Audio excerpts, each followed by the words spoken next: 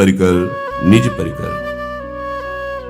हमारे ऊपर असीम कृपा है, श्री श्यामा श्याम की असीम अहेतुकी कृपा है। प्रतिपल उपासक यही अनुभव करता है।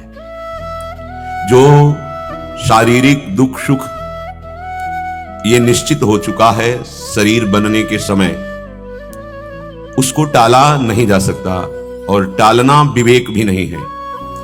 विवेकवान अपने साधन भजन को जन्म मृत्यु के चक्र से छुड़ाकर सच्चिदानंद प्रिया प्रीतम के समीप रहना, उनकी रूप माधुरी का पान करना, उनकी लीला माधुरी का पान करना, उनकी सेवा सुख में निमग्न रहना, यह हमारा लक्ष्य है। शरीर के सुख दुख सहने की सामर्थ्य प्रिया प्रीतम को अपना मात्र मानने से आ जाएगी।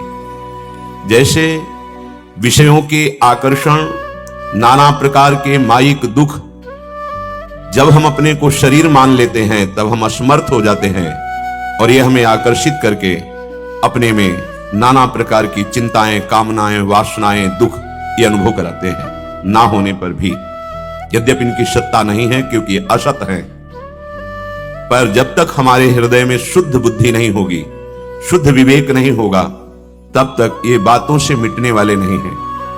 किसी भी प्राकृतिक वस्तु, प्राकृतिक उपाय हमारे दुख की जड़ को नहीं मिटा सकते। एकमात्र अध्यात्म समर्थ है समस्त दुखों का नाश करने में। श्रीपाद प्रबोधानंद जी महाराज कह रहे हैं, हंत स्वार्थे सुखिद्यन्ते महान्तोऽपिर्भवद्विधा यत् स्वच्छन्दं समस्तार्थं वृंदारण्यम न पश्यत। हे भाई, आप अपने को महान मानते हैं किससे? धन से, बुद्धि विद्या से, जन बल से, शरीर बल से, पद बल से? अरे सब काल के द्वारा ग्रसित है, इससे तुम महान नहीं हो सकते। समझिए, इसकी अगर महानता स्वीकार की तो अहंकार बढ़ जाएगा, अहंकार बढ़ जाएगा तो फिर विषय प्रपंच अविद्या का ऐसा तांडव होगा कि आप संभाल ही नहीं पाओगे और आप डूब जाओगे भव समुद्र में। भ्रमात्मक माया में पूरा जीवन नष्ट हो जाएगा। तुम अपने को महान तभी अनुभव करना जब महान का सानिध्य प्राप्त हो जाए। महान वही है जिसका परिवर्तन नहीं होता। महान वही है जो एक रस रहता है। महान वही है जहां कोई भी किंचन मात्र अभाव नहीं है। वो एकमात्र परमात्मा है, प्रभु है, भगवान है, प्रियालाल है, इसके सिवा नहीं। जो इस धन से धनी हुआ वो महान, जिसकी बुद्धि ये स्वीकार कर लिया कि मैं प्रियालाल का, प्रियालाल मेरे, वो महान। जिसके जीवन का लक्ष्य निर्विषय होना, वो महान। ये धन, बुद्धि, विद्या, तन बल, ये सब कोई महान नहीं है। ये काल का ग्रसित क्षेत्र है, पता नहीं किस क्षण ये सब नष्ट हो जाए। इसलिए कह रहे हंत स्वार्थेषु खिद्यन्ते। तुम अपने परम स्वार्थ की हानि कर रहे हो और शोक में डूब रहे हो, फिर भी महान कहला रहे हो। बहुत ध्यान देने योग्य बात है। हम प्रायः इसी बात में गर्व में रहते हैं। प्राकृतिक वैभव, प्रकृतिजन्य मान सम्मान, प्रकृतिजन्य नाना प्रकार की प्रवीणता, हम समझते हैं महान है। यहां डांट रहे हैं ये सब काल ग्रसित क्षण में नष्ट हो जाएगा। अगर तुम महान हो तो शोक क्यों करते हो, चिंता क्यों करते हो, घबराहट क्यों है, भय क्यों है? मृत्यु से भी तुम महान हो, मृत्यु तुम्हें छू नहीं सकती। लेकिन शरीर को, धन को, बुद्धि बल को, अपने अन्य बल को स्वीकार करने से तुम महान नहीं हो जाओगे। इनकी अस्वीकृति करके अपने स्वरूप में स्थित होने से महान हो जाओगे। समझिए, नहीं तो हंत स्वार्थेषु खिद्यन्ते। तुम्हें जो प्राप्त करना चाहिए, जिससे तुम महान बनते, उसे स्वीकार नहीं किया, इसीलिए तुम शोक, चिंता, भय, नाना प्रकार की दुख, विपत्ति, प्रतिकूलता ये तुम्हें सता रही है। महानतोपि, अपने को महान समझते हो। द्विधा, संशय में फंस जाओगे। संशयात्मा विनश्यति, परिणाम विनाशी ही होगा। यत् स्वच्छंदम समस्तार्थम वृंदारण्यम न पश्यत। जहां स्वच्छंद रूप से तुम जो चाहोगे प्राप्त हो जाएगा।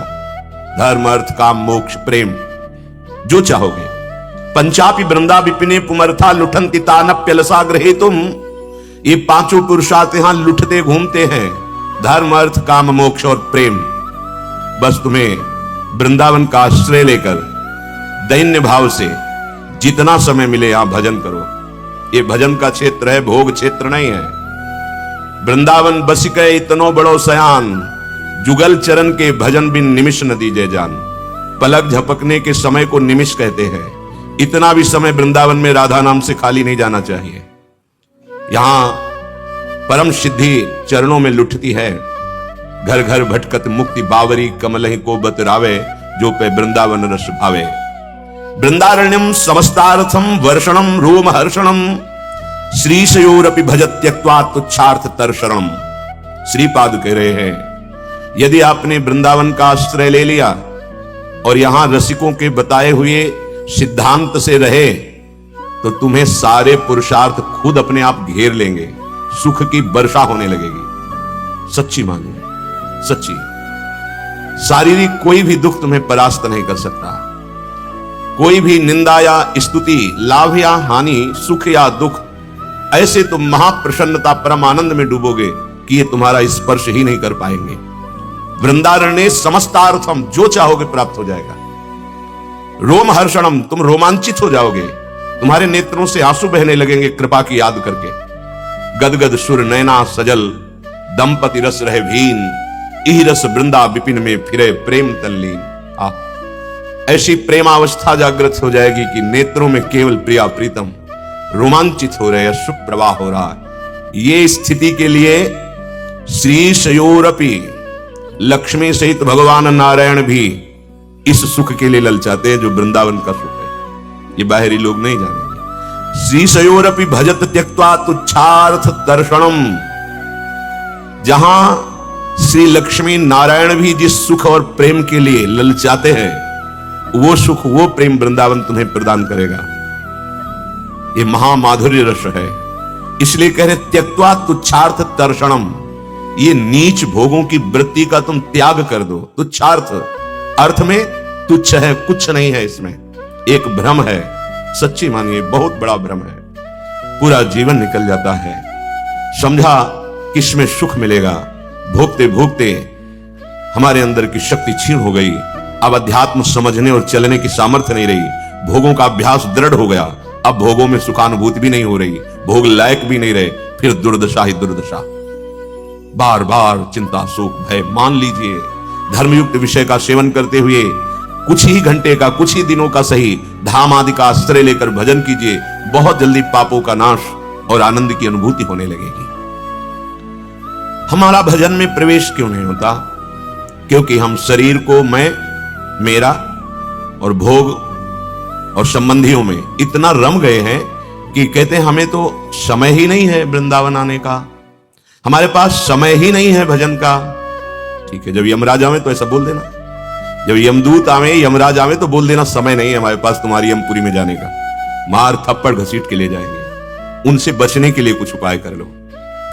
धर्मराज जी ने अपने यमदूतों को शिक्षा दी है, जिसके गले में तुलसी विराजमान हो, तुलसी की कंठी, मस्तक पर वैष्णव चिन्ह हो और जिह्वा में नाम हो, कभी समीप मत जाना, नहीं भस्म हो जाओगे और मेरा अपराध बन जाएगा और मैं अपने स्वामी का अपराधी माना जाऊंगा।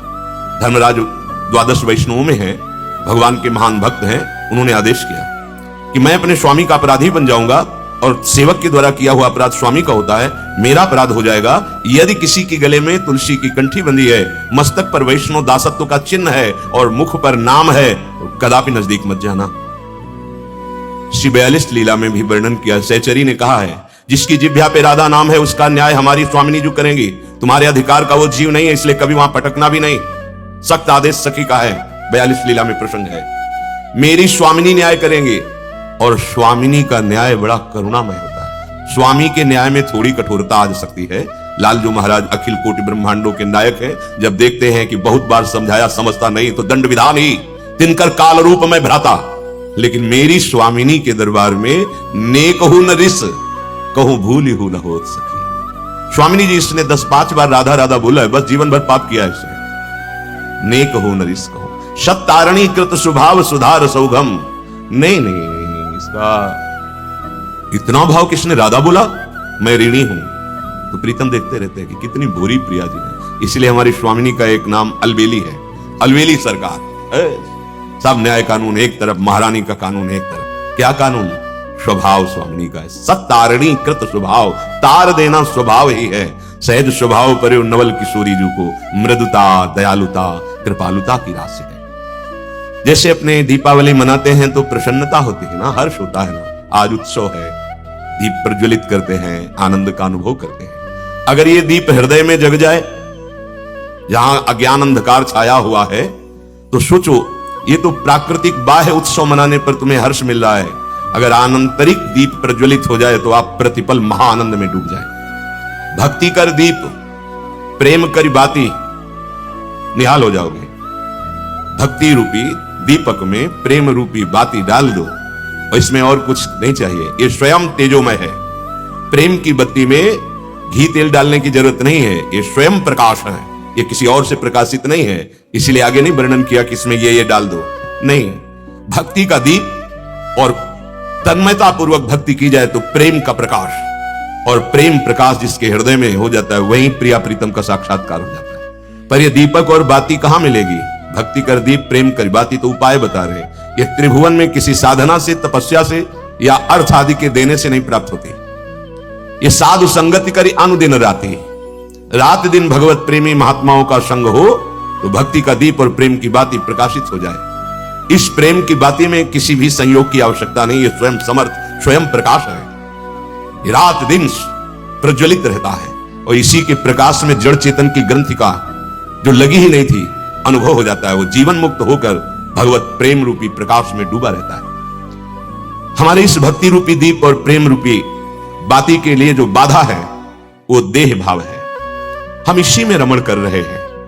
ऐसा मान रहे हैं कि हम नहीं मरेंगे, ऐसा मान रहे हैं कि जितना भोग ले यही मौज मस्ती है। नहीं, गलत दिशा पे जा रहे हो भाई। अपनी जीवनी शक्ति को खर्चा करना मौज मस्ती नहीं, मौत के नजदीक जा रहे हो। जितनी श्वासें व्यर्थ में जा रही, घाटे में हो रहे हो। प्रकृति के घाटे का सौदा तो तुम बर्दाश्त नहीं कर लेते, कहां करते हो? अगर 10,000 रोज कमाते हो, 5,000 मिले तो जलोगे। प्रकृति के घाटे को तुम बर्दाश्त नहीं करते, लेकिन परमात्मा इस घाटे पे तुम्हारी दृष्टि ही नहीं है। जो सच्चिदानंद है किसी भी जन्म में तुम्हारा पिंड नहीं छोड़ेगा।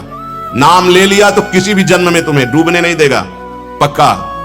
नाम तुम्हें डूबने नहीं देगा। माना कि बहुत अपराधी हो, अपराध हो रहा है, पर नाम है ये तुम्हें डूबने नहीं देगा।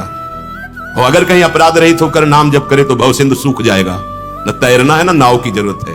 नाम ले तो भव सिंधु सुखाही, करो विचार सुजन मन माही। राधा राधा राधा तो भव समुद्र ही सूख गया, दसों दिशाएं आनंदमयी हो जाएंगी। ये जो हमारी शोक चिंता भय का कारण है, ये देह की आसक्ति है। भगवान जगत गुरु श्री कृष्णचंद्र जी महाराज अर्जुन को कहते हैं कि तुम्हें अपने कर्तव्य का पालन करना चाहिए। ये जो तुम युद्ध रूपी कर्तव्य आने पर शोक कर रहे हो, ये ठीक नहीं है।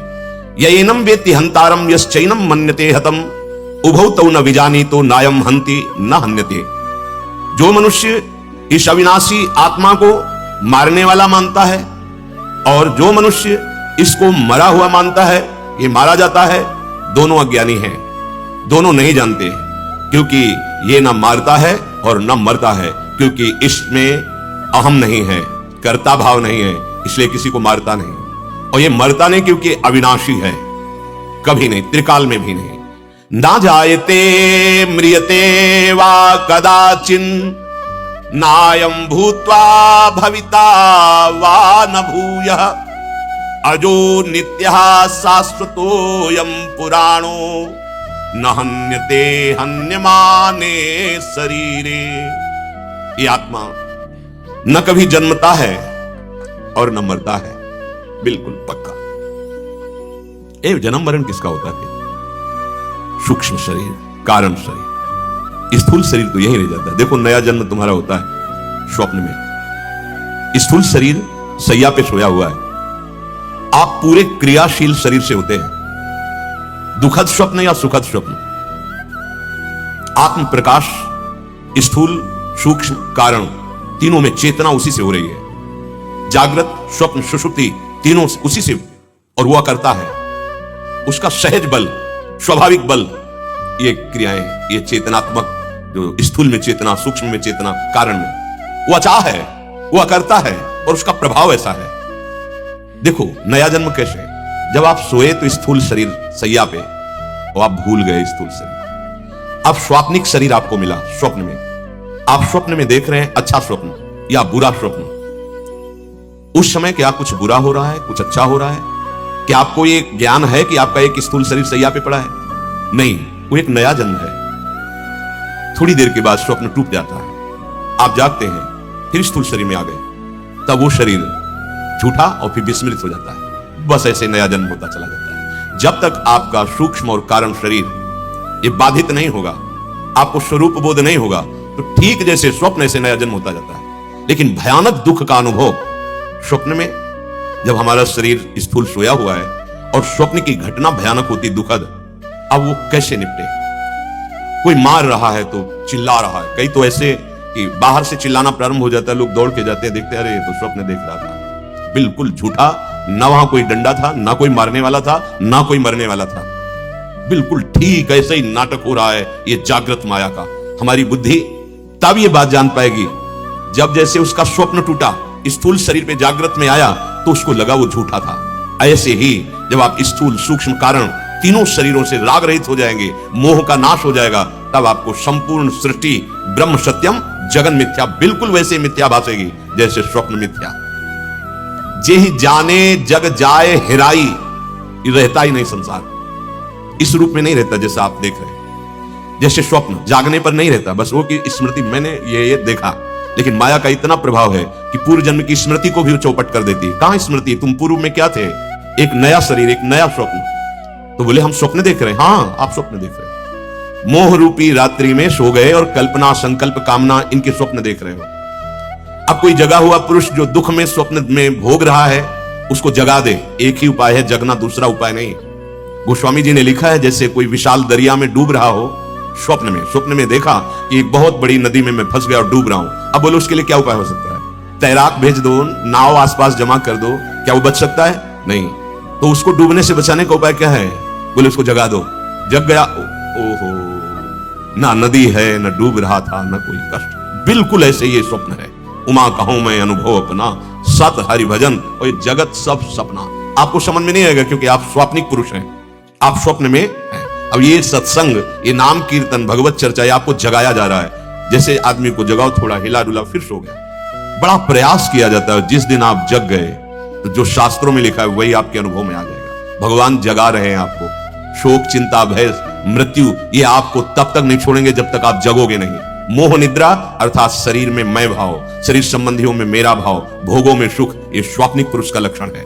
भगवान कहते हैं ना जायते म्रियते वा कदाचिन, नायं भूत्वा भविता वा न भूयः, अजो नित्यः शाश्वतोऽयं पुराणो, न हन्यते हन्यमाने शरीरे। बहुत अमृतमय वचन। शरीर के 6 विकार हैं। उत्पन्न होना, सत्ता वाला दिखना क्या है, बदलना, प्रतिपल, बढ़ना, घटना, नष्ट हो जाना। ध्यान दीजिए, ये 6 विकार शरीर के हैं, आपके नहीं। उत्पन्न होना, सत्ता वाला दिखना, ये स्त्री है, पुरुष है, बालक है, जवान, ये सत्ता दिखना। बदलना, अवस्थाएं बदल रही, प्रतिपल। फिर घटना, जैसे बढ़ा वैसे घटा, और फिर नष्ट होना। ये 6 शरीर के लक्षण हैं, स्वयं के नहीं। देखो कि आप शरीर के मानते हैं या स्वयं के मानते हैं। मैं जवान हो गया, मैं बूढ़ा हो गया, मैंने भोग भोगा, मैंने ये दान दिया, मैंने ये की, मैं इस मैं को असत में आरोपित कर दे। मैं धनी, मैं बुद्धिमान, मेरा समाज सम्मान, ये मैं। उस विशुद्ध ब्रह्म स्वरूप मैं को इस माया के रचे हुए शरीरों और भोगों में समर्पित, यही बंधन है, यही बंधन, यही स्वीकृति बंधन है। श्री भगवान बता रहे हैं जिन्होंने रचा है, न जायते मृते वा कदाचिन। ये शरीर उत्पन्न होता है तो मरेगा भी, लेकिन आत्मा कभी न जन्म लेती है और न मरती है। जैसे आपका स्वाप्निक शरीर, स्थूल शरीर, तो उस समय क्या आत्मा स्थूल शरीर में है कि सूक्ष्म शरीर में? सूक्ष्म शरीर स्वप्न, सुषुप्ति उसमें। वो तीनों का साक्षी है, उसी के प्रकाश से, पावर से सब हो रहा है, और वो कोई करता नहीं, और वो आप है। आप जितनी स्वीकृतियां अपने ऊपर लाद लिए, उतने दुर्गति, उतने भार आप में है। वस्तुतः आप अजन्मा हैं, पक्का। अब ये ज्ञान बहुत गाढ़ ज्ञान है। जब तक आप पवित्र आचरण नहीं करेंगे, भगवान नाम जप नहीं करेंगे, साधु समागम नहीं करेंगे, तब तक आपके अंदर ये जानने की प्रबल आशा ही नहीं होगी कि मैं कौन हूं। देखो ना, सब बोले पूछो आप कौन है, तो शरीर का नाम बता देंगे, शरीर की जाति बता देंगे, शरीर के रहने का स्थान बता देंगे, लेकिन अपना परिचय कोई नहीं है। बनते हम बड़े बुद्धिमान हैं, बातें करेंगे बड़े शास्त्र की श्लोक सहित, ज्ञान सहित, अपना परिचय आज तक नहीं मिला। फिर क्या परिचय मिला? अपने को नहीं जान सके तो किसको जान पाओगे? श्री भगवान जना रहे हैं, जान जाओ। जैसे शरीर उत्पन्न होता है वैसे ही नष्ट होता है, लेकिन आपका अर्थात आत्मा का कभी भी किसी भी समय में यह ना उत्पन्न होता है और न इसका नाश होता है। सदा एक रस, मानो एक महान पावर जिससे सब शरीर संचलित हो रहे हैं। घट में अलग अलग देखने से लगता है अनेक आत्माएं होंगी, हमारी आत्मा अलग, आपकी आत्मा अलग। नहीं नहीं नहीं, एक वो परमात्मा पावर है जिसके प्रकाश से अनंत जड़ चैतन्य सब संचलित हो रहे हैं। वही आप हैं, वही आप हैं। यही समझ में नहीं आता। आप दो नहीं है, आप ज्ञान, आप भक्ति। जब ऐसे किया जाता है कि आप ही आप हैं, हे गोविंद, हे मेरे प्राण प्रीतम, तो कौन है? सेवक जी कह रहे आत्मा हरिवंश, मेरी आत्मा है, वही है। तो ज्ञानी क्या कहता है? वो यही तो कहता है, आत्मस्वरूप में स्थित। ये जब तक हम बीच में हैं, ना सच्चे ज्ञानी हैं और ना मूर्ख हैं, तब तक बड़ी दुर्दशा रहती है। या तो मूर्ख है तो अब कोई बात ही नहीं, या तो ज्ञान अवस्था चरम सीमा। ये बीच में लड़ाई झगड़े होते रहते हैं, ऊंच नीच होता रहता है, एक मार्ग दूसरे मार्ग की अवहेलना करती है, बहुत बीच की कचाई है। भगवान ने कह दिया ममैवांशो, अंश का मतलब समझते हो? अपने आप को दूसरे रूप में प्रकाशित कर देना। महापुरुषों ने ये लीला करके, जैसे भगवान कपिल देव जी ने 9 रूप धारण किए, देवती जी के जब ब्याह हुआ 9 रूप। पुलस्त्य जी अपने शरीर को ही विश्रवा रूप में प्रकट कर दिया, जिससे रावण और कुंभकर्ण प्रकट अपने ही शरीर से पुत्र रूप में प्रकट किया भगवान कुबेर जी, लेकिन अपने को ही स्वरूप में प्रकाशित कर दिया विश्रवा रूप में। जब ये भगवान की सिद्धियां प्राप्त करने वाले महापुरुष अपने को बहुत रूपों में विभाजित कर सकते हैं, तो भगवान अनंत रूपों में, अंश का मतलब है अपने को ही अनंत रूपों में प्रकाशित कर दिया है। अब यह रहस्य रघुनाथ कर बेग न जाने कोई, जो जाने रघुपति कृपा सपने मोहन होए। अपने को शरीर भाव और शरीर भाव बढ़ जाने के कारण गंदे आचरण, अब लगता है ऐसा कैसे हो सकता है? कहां प्रभु, कहां मैं? पक्की बात है, आपने मैं को कहां प्रभु और कहां मैं को स्थापित कर दिया नीच आचरणों में। इस प्रकृति जन्य रचना शरीर में अब आपको लगने लगा कि प्रभु कोई दूसरे हैं और आप कोई दूसरे हैं। यही आपका बंधन है, यही आपकी दुर्गति है। ममैवांशो मतलब मैं ही अपने को विभाजित करके अनंत रूपों। देखो, जिस समय अयोध्यावासी बालक वृद्ध मां बहन सब सुना कि मेरे प्राणों के प्राण, जिनके लिए 14 वर्ष से हम तड़प रहे, व्याकुल हुआ रहे, सबके हृदय में यह आकांक्षा थी कि प्रभु सबसे पहले मुझे मिले, तभी मेरा जीवन बचेगा। सब व्याकुल। भगवान जानते हो क्या किया? एक क्षण में सबसे मिल लिए, सबसे पहले सबसे मिल रहे। सबको अनुभव हो रहा है कि भगवान सबसे पहले हमें मिल रहे हैं। क्षण मां मिले सबई भगवाना, उमा मरम काहो नहीं जाना। सबके पास भगवान श्री राम, वो अनंत सामर्थ्यशाली प्रभु सबके हृदय में आत्मा रूप से विराजमान है। गोपी जन अनुभव करती, नखल गोपिका नंदनो भवा, नखिल देहिना मंत्रात्म। समस्त देहधारियों में आत्म तत्व। देह के विभाजन से आत्म तत्व का विभाजन नहीं होता। अब कैसे समझावे, क्योंकि वो अनिर्वचनीय विषय। इन यंत्रों के विभाजन से बिजली का विभाजन नहीं होता, उसका पावर तो एक करण अलग अलग प्रभाव वाले हैं, इसलिए गर्म ठंडा प्रकाश विविध, लेकिन पावर लाखों यंत्रों में बिजली प्रकाशित हो रही है, अलग अलग उसका रंग, अलग अलग प्रभाव, अलग अलग क्रिया, अलग अलग उसका अनुभव, लेकिन बिजली तो एक ही है ना, पावर तो एक ही। ऐसे आत्म तत्व है, ना उसका जन्मना है, ना उसका मरना है, ना उसका बंधन है, ना उसका मोक्ष है। भ्रम हो गया, स्वरूप का विस्मरण होकर इस प्रकृति की रचना शरीर से मैं जुड़ गया और प्रकृति के भोगों का भोक्ता बन बैठा। बस यही अज्ञान है, यही बंधन है, यही दुर्गति का कारण है। आत्मा कभी मरता नहीं, मरता वही है जो पैदा होता है। पैदा होता है शरीर, इसलिए यही मरता है। पिंड प्राण का वियोग हो जाता है, लेकिन आत्म तत्व वही अपने स्वरूप में स्थित है। आपने पाप और पुण्य कर्म किए, आपको अपने स्वरूप का ज्ञान नहीं हुआ, तो उसी के प्रकाश से नई योनि मिल गई, फिर वही चल पड़ा। वो एक रस एक जगह है, कहीं आता जाता नहीं है। आगे भगवान वर्णन करते स्थूण, वो एक ऐसा महान पावर है जिससे सब संचलित हो रहा है। समझाने के लिए गोस्वामी जी ने कह दिया, जीव अनेक एक श्रीकंता। जीव अनेक, जीव का तात्पर्य देहाभिमानी, इसमें अनेकता है, लेकिन देहाभिमान मुक्त हुआ, स्वरूप को जाना, तो जानत तुम्हें हो जाए। वही गोस्वामी जी बोले, जानत तुम्हें हो जाए। ब्रह्मविद ब्रह्मयु भवति, नहीं भवति नहीं, वो था, वो है, वही रहेगा। भ्रम से मान लिया था शरीर, भ्रम से मान लिया था अंतःकरण में मैं, भ्रम से मान लिया था अपना स्वभाव। अब ज्ञान हुआ, वो छूट गया, जीवन मुक्त हो गया। इसी के बाद प्रेम का प्रकाश होता है। देहाभिमानी के हृदय में प्रेम का प्रकाश नहीं होता। श्री भगवान कह रहे हैं, जन्मना और मरना ये दो विकार शरीर के होते हैं, स्वरूप के नहीं। अयम भूत्वा भविता वा न भूयः, ये जो आत्म तत्व है अविनाशी, जो आप हैं, आप वो नित्य तत्व है।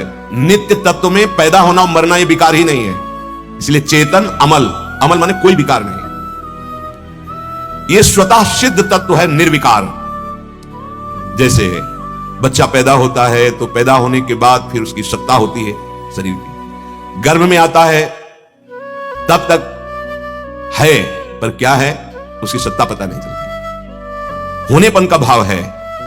जब पैदा हुआ विकार बढ़े, ये विकार ही है, फिर किशोर अवस्था, यौवन अवस्था, अब वो सत्ता अपनी मानता चला जा रहा है इसकी, मैं जवान हुआ, मैं बूढ़ा हुआ। ऐसा आत्म तत्व नहीं है। अयम भूत्वा भविता वा न भूयः, ये जन्मने मरने वाला या कोई भी विकार अमल है, वो आपका स्वरूप अमल है, कोई विकार नहीं। बोले मैं नहीं छोड़ सकता, पक्की बात तूने पकड़ा है, अब तू इतना कमजोर हो गया, कह रहा नहीं छोड़ सकता, इसीलिए तेरा जन्म मरण नहीं रुक सकता। वस्तुतः तेरे को कोई आवश्यकता नहीं किसी बाहरी भोग की, बिल्कुल परम सत्य। जब ये महात्मा को ज्ञान हो जाता है, तब वही निर्विकार काम क्रोध मद मान न मोहा, लोभ न क्षोभ राग नहीं द्रोहा, इस शरीर की मांगे हैं। उचित दे दो धर्म पूर्वक गृहस्थी या विरक्ति में, अपने अपने धर्म के अनुसार राग छूट जाएगा शरीर का, पक्का। जैसे कहा जाता है कि आपका पाणी ग्रहण संस्कार हो गया तो एक पत्नी व्रत, आपका पाणी ग्रहण संस्कार हो गया एक पति व्रत। जानते हो क्यों कहा गया है? इसमें रहस्य है। जब आप एक पत्नी व्रत, एक पति व्रत रहेंगे तो आपकी वासनाओं में सुख है ही नहीं, आपको अनुभव होने लगेगा। ये जो मन कहता है ना उधर सुख है, इसको डांटने की जरूरत है, धिक्कारने की जरूरत है। एक में आपने जब अपने मन को माना भोग में ही लगाया, लेकिन आपको असंतुष्टता हो जाएगी, वैराग्य हो जाएगा, क्योंकि है नहीं सुख। अंत तो गत्वा आप पुनः सत्य रूप में आ जाएंगे, भजन में आ जाएंगे। इसलिए शास्त्रों ने घुमा के आपको चलाया है, औषधि दी है राग के सहित। ये लो, राग है तुम्हारा, इस भोग में लो, पर सीमा में, धर्मशास्त्र के अनुसार। तो अपने आप देख लेना, आपको वैराग्य हो जाएगा अपने आप। जो पापाचरण करता है, धर्म के विरुद्ध भोग भोगता है, वो कभी राग रहित नहीं हो पाएगा। शास्त्र बड़ी गूढ़ व्यवस्था किए हैं। आपको ऐसा करना है तो आप ये मर्यादा से ऐसे रहिए। फिर क्या होगा, कुछ दिनों के बाद आपको उससे एक घृणा से होने लगेगी कि सुख नहीं है, तब मन आपको दौड़ाएगा उधर, उसमें सुख है, बस वही डांट हो, धर्म विरुद्ध नहीं। अब क्या है, सब मनमानी। तो ये बातें ही समझ में आएगी कि आप शरीर नहीं हो, क्योंकि आप शरीर के ही सुखों में रमे हो, तो दुख कौन भोगेगा? फिर आपको ही भोगना पड़ेगा। अब नाना प्रकार के दुखों का बोझा लेकर के फिर नई योनि में। समझो, अयम भूत्वा भविता वा न भूया, तेरे में कोई विकार नहीं है। किसी साधना से निर्विकार बनने की नहीं, केवल समझ ले तेरी कोई मांग नहीं, तेरे अंदर कोई विकार नहीं। तूने विकारी शरीर को, इंद्रियों को अपना में समाहित कर लिया। मैं भोगता, मैं करता, इसलिए तेरी दुर्दशा है। सच्ची मानना, ये जो भगवान बोल रहे हैं बड़ी कृपा है, जो कथन और श्रवण का सौभाग्य मिल रहा है। नहीं ऐसी मलिनता छाई हुई है, बस तुम्हें धन कैसे मिलेगा, तुम्हें संतान कैसे होगी, तुम्हारा कार्य कैसे बनेगा, बस यही बात सुनना आप चाहते हैं, जिसे आप राजी रहे। ये शास्त्र मनोरंजन नहीं है, ये मन का भंजन करके सच्चिदानंद सुख में स्थित करने के लिए है। बड़ा सौभाग्य है जो भगवद्वाणी कथन श्रवण करने का सौभाग्य मिलता है। अजहा, निश्चित तुम्हारा जन्म नहीं है, मान लो आगे जन्म नहीं होगा, तुम्हारा जन्म नहीं, तुम कभी जन्मने वाले नहीं हो, मरने वाले, तभी तो बोलिए तो ज्ञान की बात है। नहीं, देवर्षि नारद जी ने भक्ति सूत्र में लिखा है, यदि ज्ञात्वा मतो भवति स्तब्धो भवति आत्मा रामो भवति। चाहे जिस मार्ग से चलो असलियत तो आ ही जाएगी सामने। यही असलियत है, तुम शरीर नहीं हो, मस्त हो जाओगे, समस्त कामनाएं शांत हो जाएंगी, आत्मा राम हो जाओगे। भक्त आत्मा राम होता है, वो देह भाव में नहीं विचरता है। अजहा, तुम जन्म रहित हो, अये अजन्मा, इस जन्म मरण वाले शरीर को स्वीकार करके तू भ्रमित हो गया है। एक बार कमर कस इस भ्रम को तोड़ने के लिए, पर कोई बहादुर ही सोच पाएगा। नहीं, हम संतों के पास जाते हैं, देवालय में जाते हैं, या जहां भी जाते हैं तीर्थ आदमी, वहां एक शर्त रख देते हैं, हमारी ये शर्त पूरी कर दो, और वो होती है कोई माया जनित मांग। बड़ा धोखा। जहां छूटने के लिए जाते हैं वहीं बांधने का और अपना और दृढ़ विचार कर लेते हैं। छूटवे के जतन विशेष बांधे, विशेष विशेष बंधन। अब ये भोग नहीं तो जीवन किस काम का, ये नहीं तो हमारा मनुष्य जन्म लेना सार्थक। मनुष्य जन्म सार्थक नहीं, निरर्थक कर रहे हो यदि प्राकृतिक भोगों को भोग कर और उनकी मांग कर रहे हो। तुम परम सुख स्वरूप हो, तुम्हें किसी बाह्य सुख की आवश्यकता नहीं तो देखो ना, जब आप भजन करके स्थिति प्राप्त करते हैं तो क्या होता है, न सोचती न कांक्षती, कोई शोक नहीं, कोई चाह नहीं, जा ही न चाहिए कबहू कुछ, कोई चाह नहीं रह जाती, चाह मिटी, चिंता मिटी, मनुआ बेपरवाह। यही तो चाह रहे हो आप, पर ये चाह रहे हो धन बल से, भोग बल से, नाना प्रकार के पद प्रतिष्ठा बल से। कभी नहीं होने वाला, कभी नहीं। सबसे बड़ा पद है सृष्टि में प्रजापति पद, उसके ऊपर परमेष्ठी पद है बस। परमेष्ठी पद में ब्रह्मा जी और प्रजापति, ये दक्ष जी को मिला, भगवती सती जी के पिता को, जिनको परम सौभाग्य मिला भगवान शंकर जैसे दामाद मिले। जे ही पद अभिषिक्त हुए, अहंकार बढ़ गया। को नरस जन्मा जगमाही, प्रभुता पाहि जाहि मदनाई। प्रकृति जन्य रचना का कोई भी पद तुम्हें सुख शांति नहीं प्रदान कर सकता। बड़े आनंद में रहते थे कि हमें विश्वेश्वर भगवान शंकर दामाद रूप में मिले, बहुत आनंद था। जब प्रजापति पद में विराजमान हुए तो सभा में गए तो दो नहीं खड़े हुए, न भगवान ब्रह्मा जी न महादेव जी, और सब खड़े हुए। ब्रह्मा जी पर दृष्टि गई तो सोचे कि ये तो पितामह, हमसे बड़ा पद भी है और सबके पिता भी है, पूज्य है। जब शंकर जी पर दृष्टि गई तो उनका दामाद का मतलब बेटा के समान होता है, इसको खड़ा होना चाहिए। भाषा बदल गई। जहां परम विनय करके चरण स्पर्श करके कन्यादान किया था और आनंद में रहते थे कि शिव हमारे दामाद हैं, वही भाषा बदल गई और बड़े ऐसे कड़वे शब्द बोले, बहुत ही कड़वे बोले। मतलब उन शब्दों का क्या उच्चारण करें, ऐसे कड़वे शब्द बोले कि नंदिकेश्वर को नहीं रहा गया, और उनका आप हमारे स्वामी के संबंधी हैं इसलिए आपको क्षमा करते हैं, बस आप अपनी जिह्वा को रोक लीजिए, नहीं तो स्वामी तो गंभीर समुद्र है लेकिन हम आपको दंड देने में समर्थ हैं। नंदिकेश्वर बात इतनी बड़ी कि आखिरी बात में उनकी गर्दन में लात रख करके वीरभद्र ने जैसे ऐसे कुछ मरोड़े और तोड़ करके और यज्ञ में आहुति दे दी थी। पूरा प्रसंग बहुत बड़ा है। यह है प्राकृतिक पदों की सुख शांति। अपने तो बहुत छोटे पदों में गर्व कर लेते, हम प्रजापति पद। को नरस जन्मा जगमाही, प्रभुता पाहि जाहि मदनाही। जितना प्रभुता मिलेगी, वैभव मिलेगा, उतना ही देहाभिमान पुष्ट होगा। बंधन बंध गया ना, छूटवे के जतन विशेष बांधे जाएगो। नित्य, तू नित्य है, नित्य निरंतर तेरी स्थिति है, नहीं समझ पा रहा है।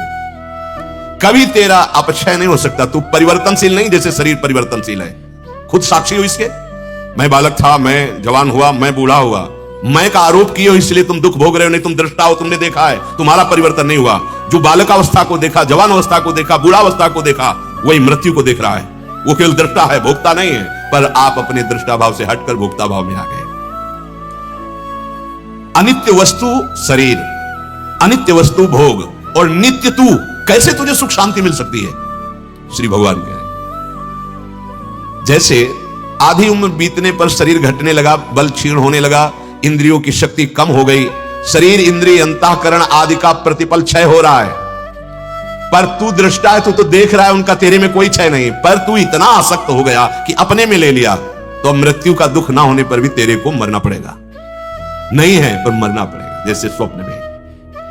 शाश्वतः तू नित्य तत्व, निरंतर एक रूप एक रस रहने वाला है, तुझे किसी भी बाहरी सुख की जरूरत नहीं है। तू शाश्वत है, भगवान कह रहे। तेरा कभी परिवर्तन नहीं, तू कभी नहीं बदलता है, तू बदलने के योग्य ही नहीं है। एक रस है, पुराण तू पुरातन है, अनादि है, आज का नहीं है। लोग कहते उस बच्चे का क्या अपराध, अभी नया पैदा हुआ था और ऐसा ऐसा ऐसा। अरे वो शरीर नया था, पोशाक नहीं थी पहनने वाला, पुराना, बहुत पुरातन है वो। बहुत समय से भटकते चले आ रहे, एक बार अब कमर कस लो, अब अंत हो जाना चाहिए भटकने का।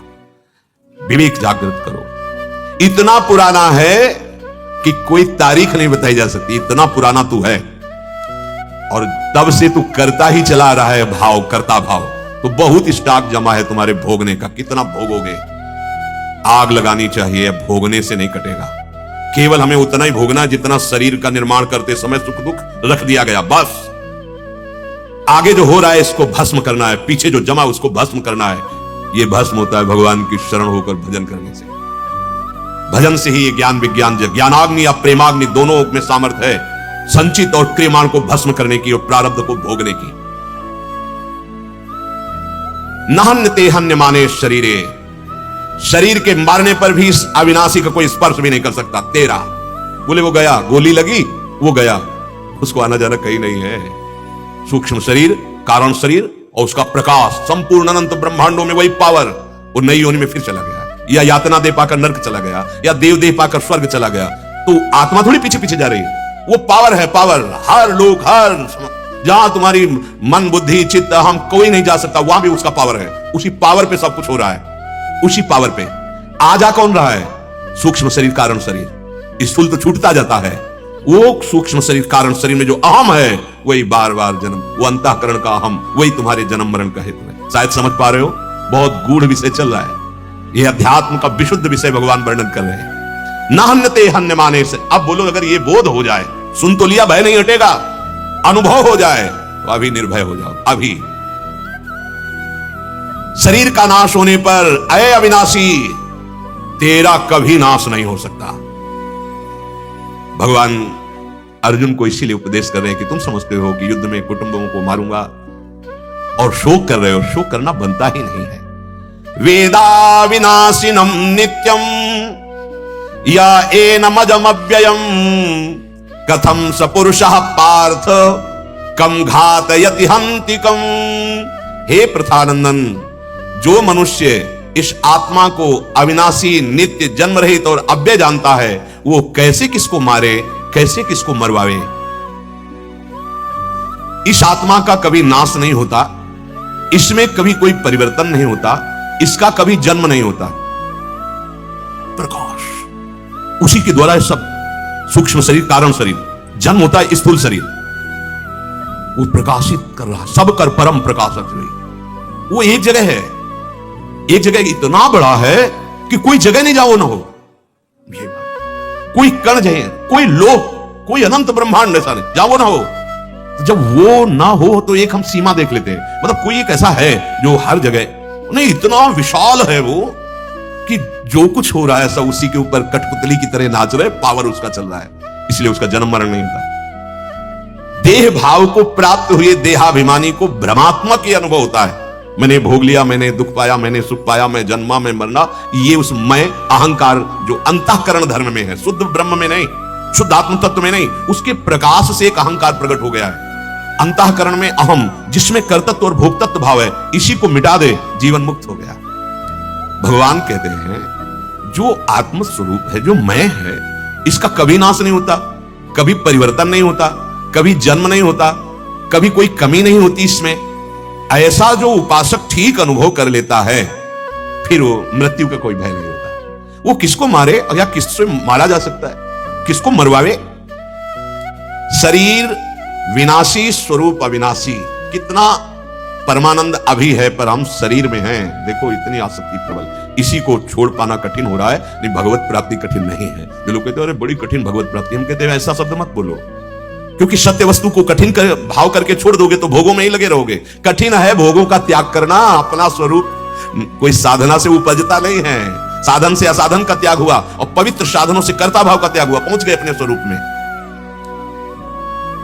अविनाशी, नित्य, अज, अव्यय, इसलिए इसमें कोई क्षय विकार नहीं है। काम, क्रोध, लोभ, मोह, मद, मत्सर आप में नहीं है, अंतःकरण में उपजते हैं। आप दृष्टा नहीं रहते, आप भोक्ता बन जाते हैं। मेरे में काम, मेरे में क्रोध, ये अज्ञान। ये इसीलिए हम कहते हैं बोलो मत, चुप।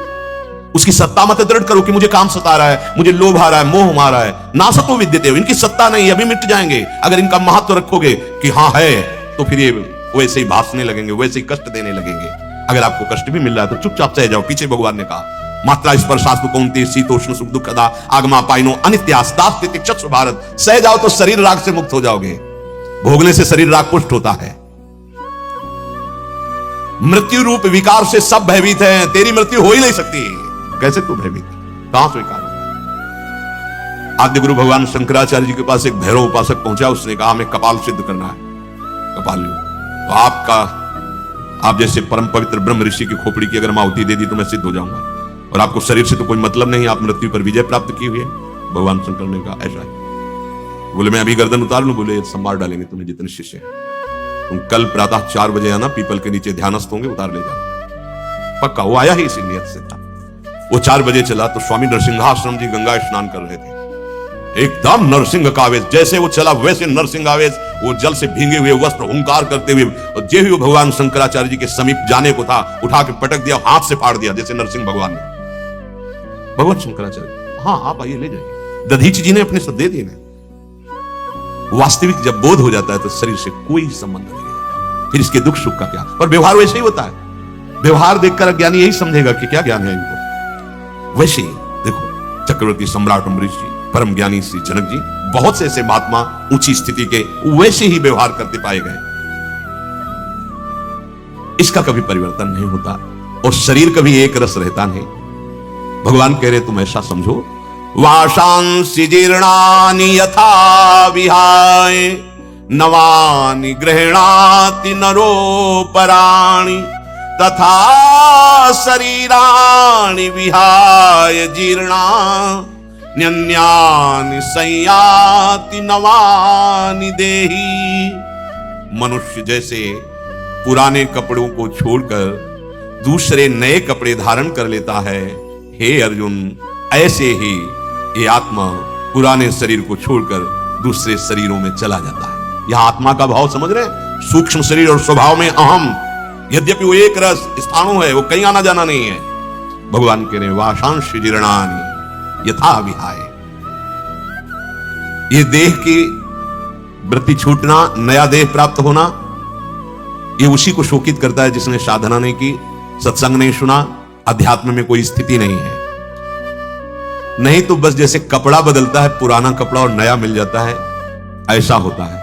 लेकिन ये उसी को होता है जिसका अभी शुद्ध ज्ञान नहीं हुआ।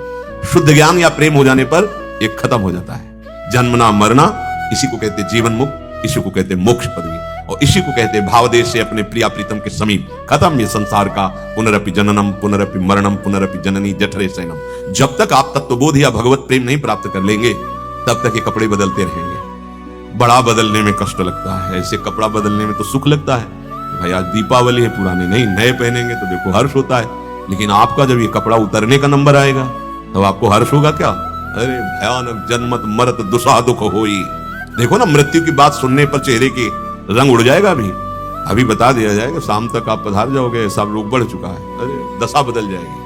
ये नहीं होगा कि मंजीरा उठा के कीर्तन करेंगे, शाम के तो जाना ही है प्रिया प्रीतम के पास। ये वही करेगा जो प्रिया प्रीतम में चित्त जोड़े रहा, आनंदित हो जाएगा। जिनके लिए तरस रहा था जन्मों से, आज शाम के उनका मिलन होगा। हमारा शरीर छूट धर्मानंद, मरने से सब जग डरा मेरो मन आनंद। अच्छा, ये कपड़ा सबके बदलते हैं, पशु पक्षियों सबके बदलते हैं, तुम्हारे भी बदलेंगे। भगवान ने यहां नर शब्द दिया है, इसलिए दिया है कि तुम इस बदलने को रोक सकते हो, पशु पक्षी नहीं। साधन धाम मोक्ष कर द्वारा तुम इस चक्र से मुक्त हो सकते हो। इसलिए मनुष्य विवेक प्रधान है। एक कपड़ा बदलने के लिए केवल नहीं आया, बार बार मरो, बार बार जन्मो। स्त्री पुरुष बालक बालिकाएं, कोई भी कहीं का भी कैसा भी, जवान बूढ़ा, सबको शरीर छोड़ना है। सबको कब कहां किस अवस्था में पहले से निश्चित हो चुका है। इसके लिए ये नहीं है कि आप वृद्धावस्था में शरीर छोड़ेंगे। हाँ, अभी पहने हुए 5 दिन हुए उतरा लिया जाएगा। बोले 5 दिन का बालक था, जन्मा गया, बस इतनी तुम्हें ये पोशाक थी, मानव देह की इतनी पोशाक थी, आगे चलो दूसरी ओर में। बड़ा भाग्य है अपने को कि थोड़ी लंबी पोशाक पहनने को दिया है। कितने के? बोले 50 के। क्या कमा लिया? बैंक में बैलेंस है, लड़का बच्चा, पढ़ाई लिखाई सब चल। अरे नहीं, जाना है तुझे, नई पोशाक क्या व्यवस्थित की। देखो महापुरुषों को, शरीर रहते ही भाव देह की प्राप्ति, चिदानंद भाव की, जैसे कहते दास भाव, गोपी भाव, वात्सल्य भाव, सहचरी भाव। तो ऐसा थोड़ी कि मरने के बाद सहचरी बनेंगे। शरीर रहते हुए किशोरी मात मानम, वो अपने को एक नवीन किशोरी के रूप में देखता है। जैसे अहम स्थूल का ये जब हटा गुरु प्रसाद से और सहचरी भाव में लगा, तो वही भाव दे मानुषी गढ़े चित, अब इसका नहीं, अब उसका अहम हो गया। व्यासवंत प्रसाद मानुषी गढ़े चित, अब उसको हृदय में अपने अपने स्वरूप का दर्शन होता है। स्वरूप का दर्शन होना और श्री जी की समीपता एक साथ होती है। ऐसा नहीं होता कि स्वरूप का और जिनकी दास्ता का स्वरूप है वो स्वामी वहीं विराजमान होते हैं। स्वयं च सकला कला कुशली कृता ना कदा, समस्त सहचरी में अपने आप वो सब कलाएं वो प्रवीणता जो स्वामिनी जी को रिझाने की सब जागृत हो जाती है। ये बहुत गंदा कपड़ा है, दुर्लभो मानसो देहो पर देही नाम क्षण भंगुरा, कभी धोखा ये दे सकता है। काम बना लो, ये कपड़ा है, छूटेगा छूटेगा, नहीं समझ में आता।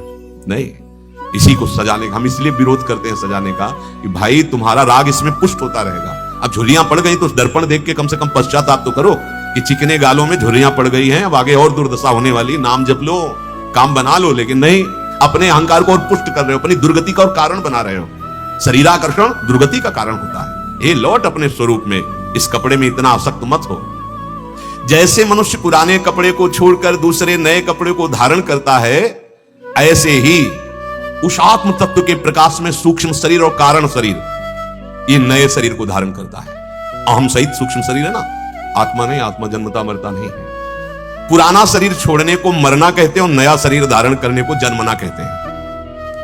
जब तक इस शरीर के साथ संबंध रहेगा तब तक ये क्रिया होती रहेगी, इसे रोक नहीं पाओगे। शरीर कर्म, कर्म के अनुसार शरीर, फिर भोग, फिर कर्म, फिर शरीर, ये क्रम चल रहा है भाई।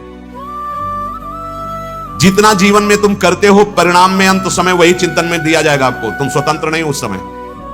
हाँ, गुरु कृपा हो जाए, संत कृपा हो जाए, भगवत कृपा हो जाए, अचानक बात बदल सकती, जैसे अजामिल की।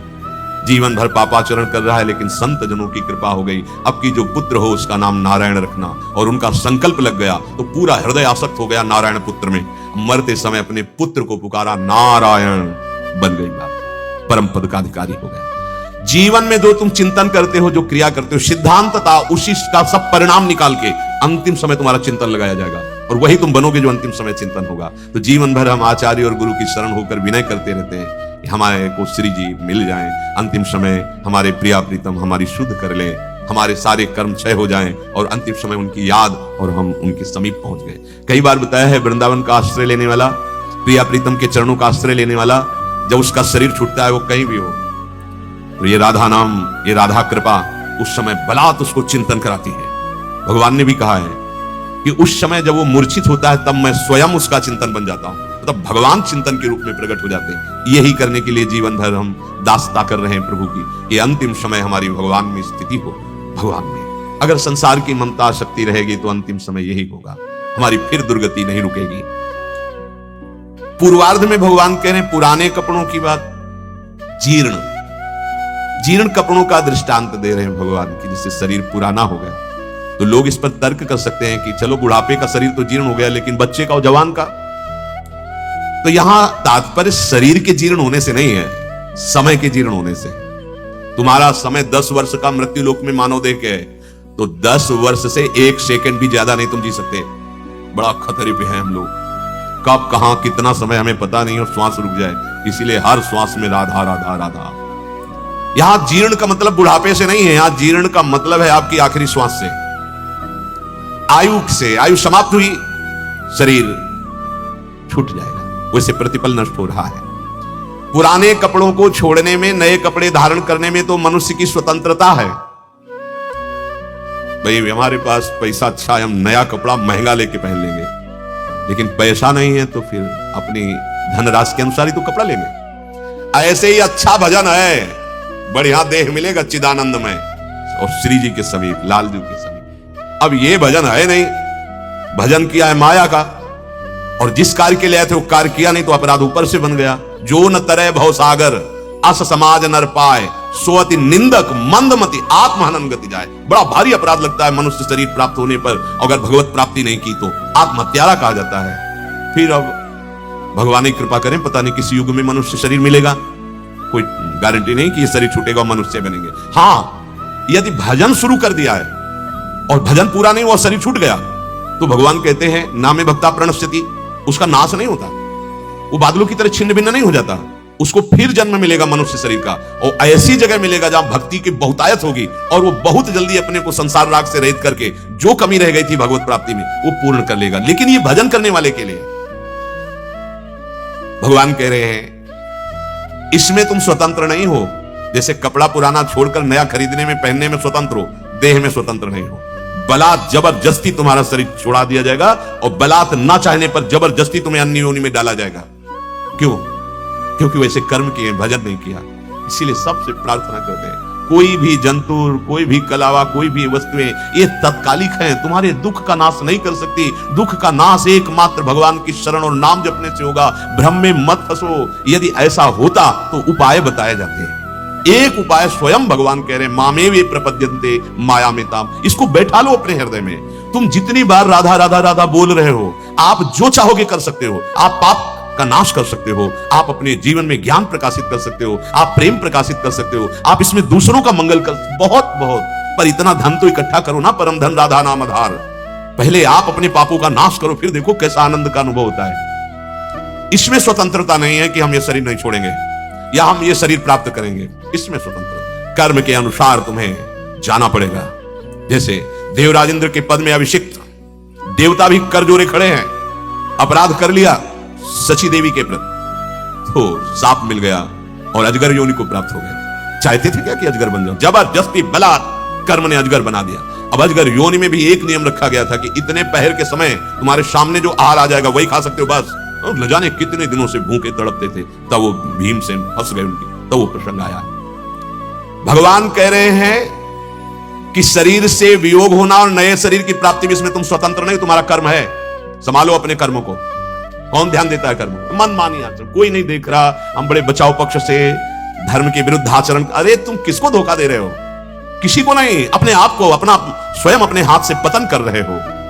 इसीलिए कहते हैं भगवत प्राप्ति और मोक्ष चलो छोड़ो, कम से कम बुद्धि को शुद्ध करने के लिए भजन कर लो। सही मार्ग में मानवता से जीने के लिए भजन कर लो। नहीं, मानव के रूप में राक्षस बैठा हुआ है। हमारी बुद्धि आसुरी हो गई है, राक्षसी बुद्धि। देख लो जो राक्षसों के लक्षण हैं वो देख लो, आपको समाज में दिखाई देंगे। पराई माताओं बहनों के प्रति अभद्र व्यवहार, जीवों की हत्या करके मांस खाना, मदिरा पीते हुए नाना प्रकार की उद्दंडता करना, ये सब ये क्या आ रहा है? ये राक्षसी भाव है। आप समझते हो कोई जान नहीं रहा, भोगोगे तुम अपना नाश कर रहे हो, किसी और का नहीं। देखो ना सास भगवान क्या बोल रहे हैं, ये केवल भगवत प्राप्ति के लिए मानव देह मिला है। गृहस्थी में धर्म पूर्वक, मर्यादा पूर्वक जो तुम्हारे लिए आहार विहार है वैसे चलो, नाम जप करो, जीवन मुक्त हो जाओगे। यहां भी आनंद और परमानंद का अनुभव, परलोक में भी। पुराने कपड़े छोड़ने और नए कपड़े धारण करने में तो लोक में सुख होता है, लेकिन पुराना शरीर छोड़कर नए शरीर जाने में बड़ा दुख होता है। दोनों में, मरत और जन्मत। जन्मत मरत दुसह दुख हुई। शरीर के मरने का जो दुख है वो जब तक तुम जीते जी जीवन मुक्त नहीं हो जाओगे तब तक तुम्हें भोगना ही पड़ेगा। जीने की इच्छा ही भयानक दुख पैदा करेगी मृत्यु के समय, और जो जीने की इच्छा से मुक्त हो गया उसे मृत्यु का भय नहीं रहता। मुक्त होने का मतलब शरीर के ऊपर प्रहार होगा मृत्यु का, तुम्हारे ऊपर नहीं।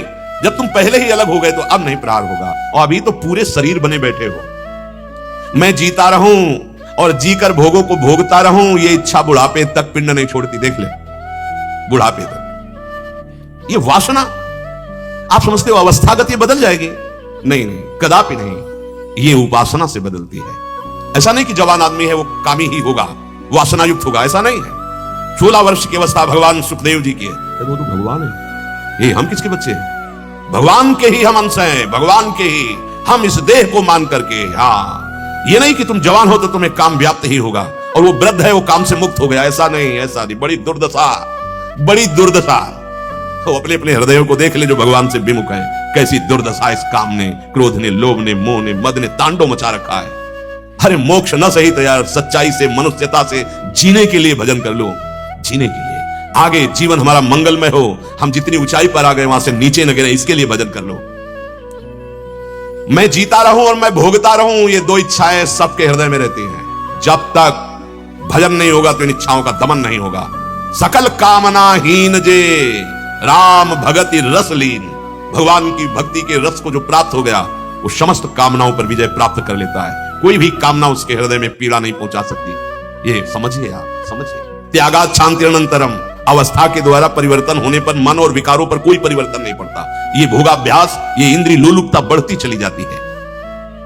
मनुष्य शरीर के साथ जब तक आप तदात्म किए हुए हैं तब तक आपको मरना पड़ेगा, जन्मना पड़ेगा, विकारों में जलना पड़ेगा। साफ बात भगवान कह रहे हैं। तदात्म मैं शरीर हूं। जो इस तदात्म को मिटा देता, तन्मयाहा, प्रभु के नाम रूप में तन्मय हो जाता है, उसको है जैसे कपड़ा बदल गया, नया मिला, कोई फर्क नहीं पड़ता।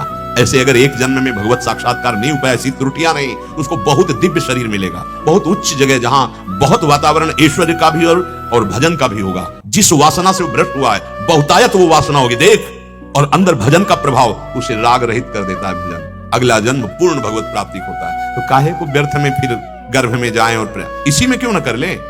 बहुत कम समय में भगवत प्राप्ति हो जाएगी। हर श्वास नाम जप करो, जो श्वास आखिरी होगी राधा पहुंच गए श्री जी के पास। अनादिकाल से जन्म मरण चक्र चला रहा है, शुभ अशुभ कर्म तुम्हारे जमा है, तुम्हें मुक्त नहीं होने देंगे। इसका एक ही उपाय है, भगवान की शरण में होकर भगवान के नाम का चिंतन करते हुए जो सत्संग मिल रहा है उसको अपने जीवन में उतारे। भगवान कह रहे कपड़ा बदलता है, तू नहीं। तेरे को आज तक कोई अस्त्र नहीं बना कि मार सके, न गोली में न दिव्यास्त्र में। भगवान वर्णन करते हैं, नैनम छिंदन्ति शस्त्राणि नैनम दहति पावकः न चैनम क्लेदयन्त्यापो न शोषयति मारुतः। ये शस्त्र तुझे कभी छेद भेद नहीं सकते। ये जब हम बड़े महात्माओं के चरित्रों को पढ़ते थे तो आश्चर्य होता था। एक कूटस्थ नाम के महात्मा थे, कूटस्थ आत्मा को कहते हैं, और संन्यास मार्ग के अवधूत पति थे। तो हिमालय में भ्रमण कर रहे थे एकांत में, तो एक गुफा से सिंह की दहाड़ आई और सामने सिंह तो छड़ी ले रहे थे, ऐसे अपनी दाढ़ी में लगाई और कहा, अगर ये आहार बन चुका है तुम्हारा शरीर तो गुर्राने की जरूरत नहीं, खा ले। अगर आहार नहीं बना है तो चला जा, मुझे इस शरीर से कोई मतलब नहीं। कूटस्थ आत्मस्वरूप में स्थित रहते थे। कुछ पादुड़िया वचन में था। ये हिम्मत, सिंह दाड़ रहा है, बोले तुम्हारा आहार निश्चित हो गया हो शरीर तो खा ले, गुर्राने की जरूरत नहीं। अगर आहार निश्चित नहीं हो तो जाने दे। एकदम निरपेक्ष, क्या बोध हो चुका है, आत्मस्वरूप का बोध। बड़ा महान वो हो जाता है जिसको आत्मबोध हो जाता है, या भगवत प्रेम हो। मम भक्ति युक्तो भोनम पुनात, लोगों को पावन। ये दंभ पाखंड नहीं, सच्चाई, सच्चाई। हम बात करें ज्ञान विज्ञान की, वैराग्य की, आशा रखें धन की, भोगों की, प्रणाम नमस्कार की, वो झूठा खेल है, इससे लाभ नहीं मिलेगा। बिन विवेक वैराग्य भक्ति बिन सत्य न एको मानो। बिन विवेक वैराग्य भक्ति बिन सत्य न एको मानो, भगवत विमुख कपट चतुराई सो पाखंडे जानो। स्पष्ट भगवत ऋषि के, वो पाखंड नहीं। तुम महान हो, समझो, तुम्हें कोई दुख, कोई अस्त्र शस्त्र नहीं छेद सकता। नैनम छिंदन्ति शस्त्राणि, इस आत्मा को कोई भी शस्त्र काट नहीं सकता, क्योंकि सारे शस्त्र प्रकृति के हैं और तू परमात्मा स्वरूप है। तेरे में प्रवेश ही नहीं इनका। गोली मारोगे तो शरीर में तो जाएगा, मन को गोली मार के दिखावे कोई, जबकि वो भी प्रकृति की रचना है। फिर जो मन को प्रकाशित करता है उस आत्म तत्व पर किसका प्रवेश हो सकता है? आज तक कोई दिव्यास्त्र नहीं बना जो मन को भस्म कर दे, कहीं भी इतिहास में बताना। वो मन बुद्धि चित्त अहंकार, ये त्रिगुणात्मिका प्रकृति का सूक्ष्म शरीर है। अरे ये अस्त्र शस्त्र केवल इस स्थूल शरीर को भेद सकते हैं, जब सूक्ष्म शरीर को नहीं भेद सकते तो फिर आत्म तत्व को तो बहुत ही बड़ी बात हो गई। इसीलिए हम कहते हैं चाहे जितना यंत्र बढ़ गए हों, आज तो कोई यंत्र पकड़ पाया जीव का रूप क्या है, कैसा है? चलो छोड़ो, आत्मस्वरूप में तो पहुंच ही नहीं, ना तो बुद्धि की ना मन की। चलो मन को पकड़ लो, दिखाओ कि ये उधर जैसे अल्ट्रासाउंड में लगाया तो स्थूल शरीर के ही अंग आएंगे।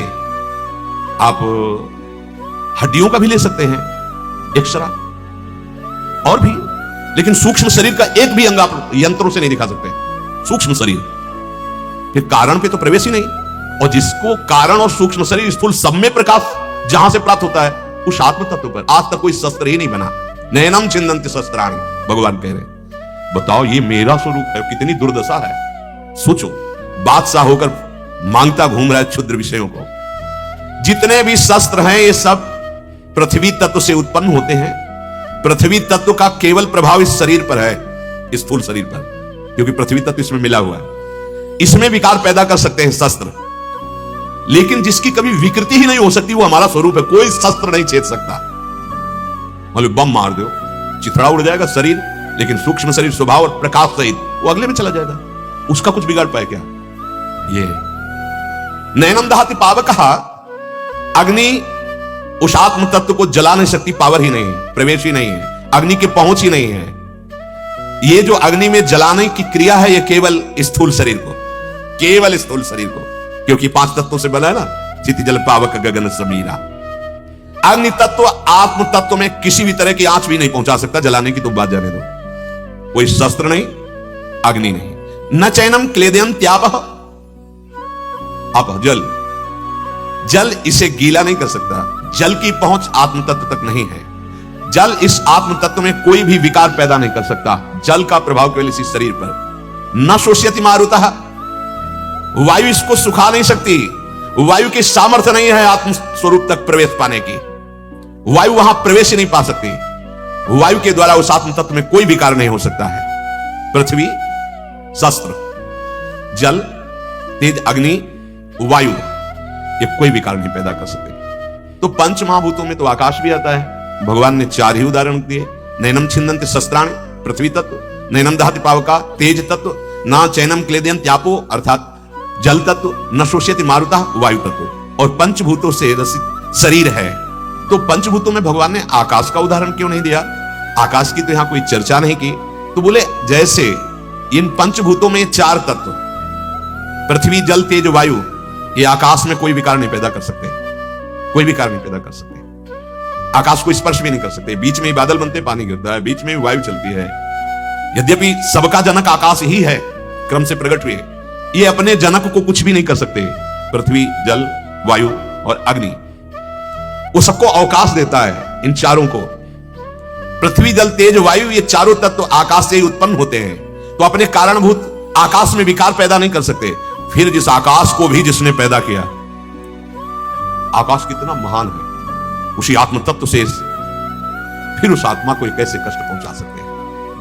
आत्म तत्व नित्य है, कोई भय नहीं पहुंचा सकता, ना शस्त्र, ना अग्नि, ना जल। न बोले जल में डूब के मर गया कौन? प्राकृतिक शरीर छूट गया, क्योंकि जल से ही पोषण होता है, जल से ही मर जाएगा। वायु से ही पोषण होता है और वायु ना मिले तो मर जाएगा। अग्नि से ही पोषण होता है, आग जले तो मर जाएगा।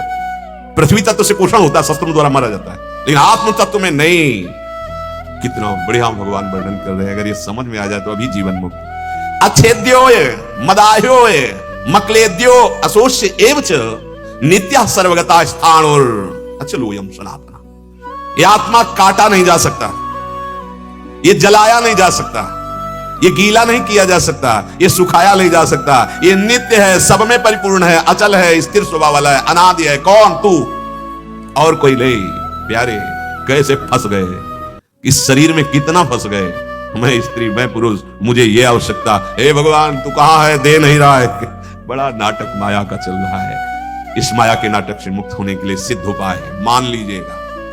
एक ही उपाय केवल है। ये ज्ञान सुन लो, धारण नहीं कर पाओगे, नहीं कर पाओगे। धारण तभी होगा जब अखंड नाम चलेगा, तुम्हारे आचरण सही होंगे। पहले शरीर की क्रियाओं को पवित्र करो, आहार पवित्र करो, नाम जप करो, हृदय से भगवद आश्रित रहो, अहंकार मत करो।